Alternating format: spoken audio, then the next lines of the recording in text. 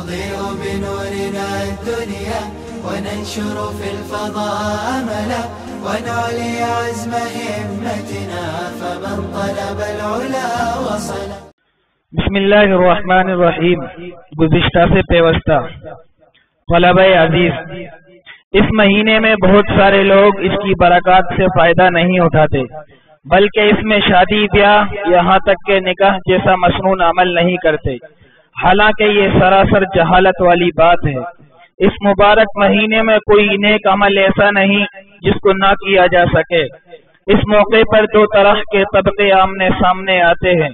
ایک تو اس میں نکاح کو درست نہیں سمجھتا، جبکہ دوسرا طبقہ اپنی طرف سے بے بنیاد قسم کے میسیجز پھیلاتا ہوا نظر آتا ہے کہ ام المؤمنین سیدہ صفیہ رضی اللہ عنہا کا نکاح نبی کریم صلی اللہ علیہ وسلم سے اسی محرم کے مہینے میں ہوا تھا. اسی طرح خلیفہ سوم حضرت عثمان ذی النورین رضی اللہ عنہ سے رسول صلی اللہ علیہ وسلم کی صحابزادی حضرت ام کلثوم رضی اللہ عنہ کا نکاح بھی محرم میں ہوا. یاد رکھیں کہ اختلاف کے وقت حق کا دامن نہیں چھوڑنا چاہیے، اور محض اختلاف کی بنیاد پر کسی غلط بات کا سہارا لینا اہل حق کا شیوا نہیں. جہاں تک بات ہے اللہ کے نبی صلی اللہ علیہ وسلم کے حضرت صفیہ سے نکاح کی، تو مذکورہ بالا روایت تاریخی طور پر غلط ہے. باقی حضرت عثمان رضی اللہ عنہ کا نکاح محرم میں نہیں ہوا. اسی لیے ہماری دینی ذمہ داری بنتی ہے کہ معاشرے سے غلط رسم کو توڑنے کے لیے اس مہینے میں نکاح اور شادی کو رواج دیں اور غلط نظریات کو نہ پنپنے دیں. اختلاف کے وقت حق کا دامن نہ چھوڑیں. اس ماہ کے ابتدائی 10 دنوں میں عام طور پر دودھ، شربت اور ٹھنڈے پانی وغیرہ کی جگہ جگہ سبیلیں لگائی جاتی ہیں جو کہ غیر اللہ کے نام پر ہوتی ہیں.